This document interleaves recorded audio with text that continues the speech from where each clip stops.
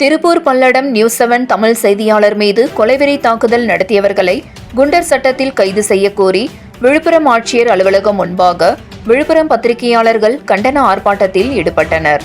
திருப்பூர் மாவட்டம் பல்லடம் நியூஸ்7 தமிழ் செய்தியாளராக கடந்த 7 ஆண்டுகளாக நேசப்பிரபு பணியாற்றி வருகின்ற நிலையில் நேற்றைய தினம் மர்ம கும்பல் செய்தியாளரின் வீட்டை நோட்டமிட்டு வீட்டின் அருகிலுள்ள பெட்ரோல் பங்கில் கொடூரமாக வெட்டி கொலைவெறி தாக்குதல் நடத்தினர். இந்த தாக்குதலில் பலத்த காயமடைந்த செய்தியாளர் கோவை மருத்துவமனையில் சிகிச்சை பெற்று வருகின்ற நிலையில் செய்தியாளர் தாக்கப்பட்ட சம்பவத்தை கண்டித்து விழுப்புரம் ஆட்சியர் அலுவலக வாயிலில் விழுப்புரம் பத்திரிகையாளர் சங்க தலைவர் சீதாராமன் தலைமையில் பத்திரிகை மற்றும் செய்தியாளர்கள் கண்டன ஆர்ப்பாட்டத்தில் ஈடுபட்டனர்.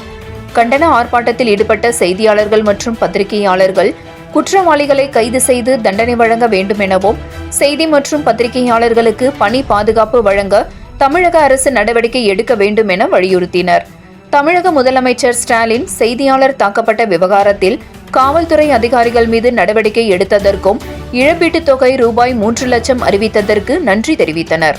மேலும் சிகிச்சை பெற்று வரும் செய்தியாளருக்கான மருத்துவ செலவை தமிழக அரசை ஏற்க வேண்டும் எனவும் தாக்குதலில் ஈடுபட்டவர்களை குண்டர் சட்டத்தில் கைது செய்ய வேண்டும் என வலியுறுத்தினர். 7 கிரீன் நியூஸ் செய்திகளுக்காக விழுப்புரம் மாவட்ட செய்தியாளர் எஸ். கலைக்குமார்.